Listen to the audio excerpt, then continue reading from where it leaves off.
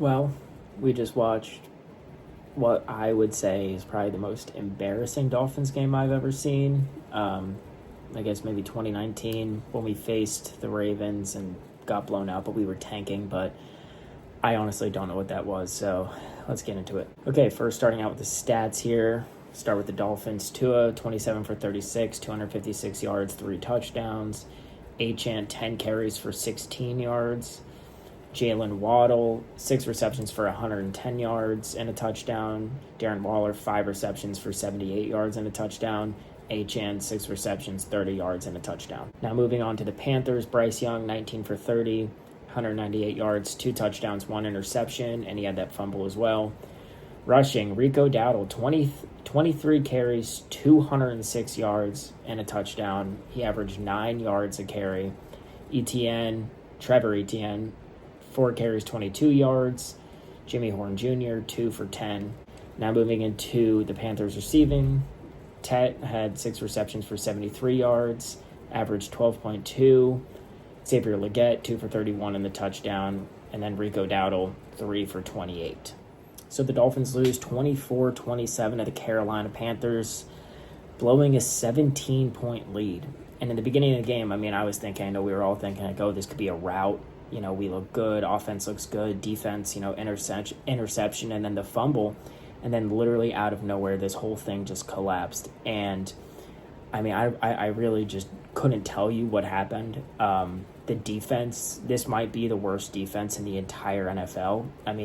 You have Rico Dowdle going for over 200 yards. He's averaging 9 yards a carry on this defense. It's embarrassing. And our defensive line not with Wilkins, I'm going to get into Wilkins, but with Zach Zeeler and Kenneth Grant, they are just so bad. Like, there's no sugarcoating it. I like Zach Zeeler, and I was pretty happy with the Kenneth Grant pickup in the draft, but they are just not good right now. Kenneth Grant is not good. I understand that defensive line is really hard to learn how to play in the NFL, so cut him some slack. But when you pay Zach Zeeler all this money and you have a running back that's averaging 9 yards a carry and rushes for 206 yards, and I understand it's not just all on Zach Zeeler, but you pay him to be the guy, that run-stopping guy, and we just can't stop the run at all. And then when it comes down to our safeties and our corners, beginning of the game, Minkah Fitzpatrick with that interception, which was great.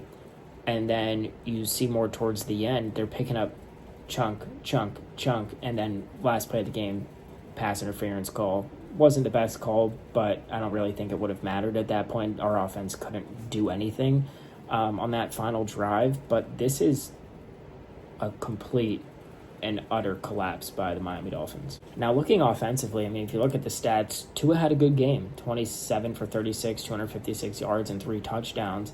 And in the beginning of that game, through the first quarter, even the first half, mainly the first quarter, you're sitting there, you're like, oh, we're going to blow them away. Darren Waller, 5 receptions, 78 yards, and a touchdown, and everything looks like it's clicking. But like I said before, something happened.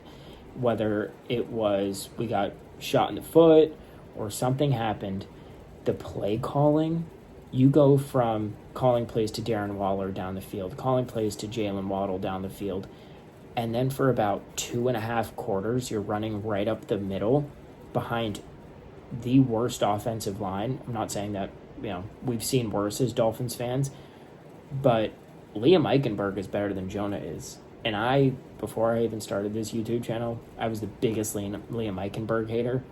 Jonah is probably the worst offensive lineman I've ever seen put on a Dolphins jersey. And I get, it's only week 5, but we're 1-4. So something has to change, right? But you continue to run, and Devon Achane, 10 carries, 16 yards, averaging 1.6 yard a carry.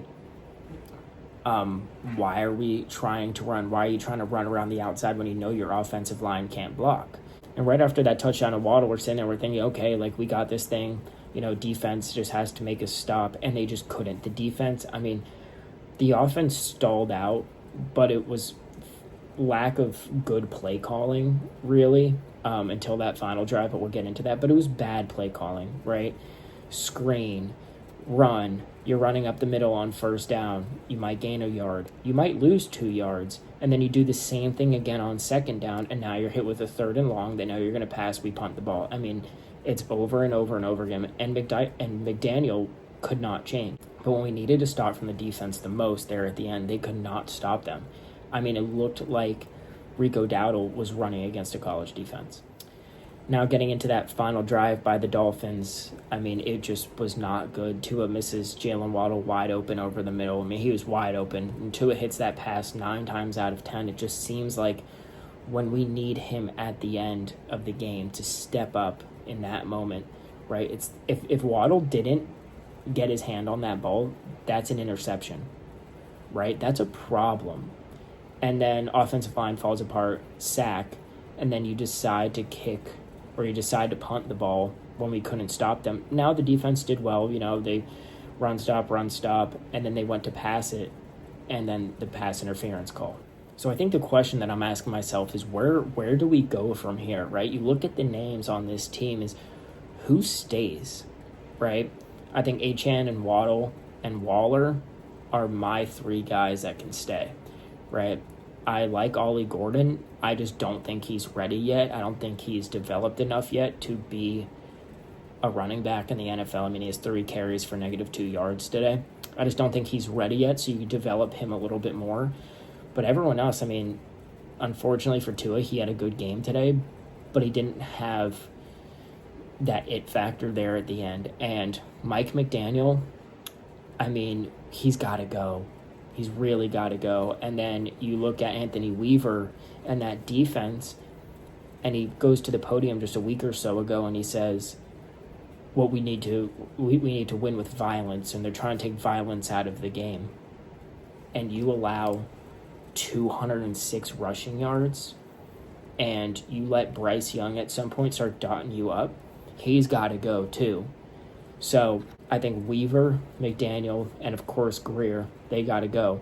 And I think we're going to see this week, and when we play the Chargers next week, well, when we lose to the Chargers next week, and we start out, 1-6, where our owner's head's at, where Ross's head is at, and if we can fire these coaches, and if we start the tank. But all in all, I mean, that was just a terrible performance by the Miami Dolphins, just heartless. I was talking to someone the other day, and I was like, man, I'm kind of jealous of fans that are, fans of a hard-nosed, like, cold weather football team that that they're going to go out and compete no matter what. This team is just soft. They have no go for the ball. They don't care. They're just soft. They like to live in Miami and party and do whatever the hell they want to do. But people need to get fired, and it starts with Mike McDaniel and Anthony Weaver. I mean, Chris Greer should have been gone years ago, but it starts with McDaniel, starts with Weaver, and after that, you go and you get a real head coach, someone who's going to scare these players into playing well because they show no heart and they're not getting reprimanded for it. And our coaches do not care. So I'm just rambling on and on. Terrible game. But thank you guys so much for watching, and we're going to have a few more videos coming out this week on where the Dolphins can go from here.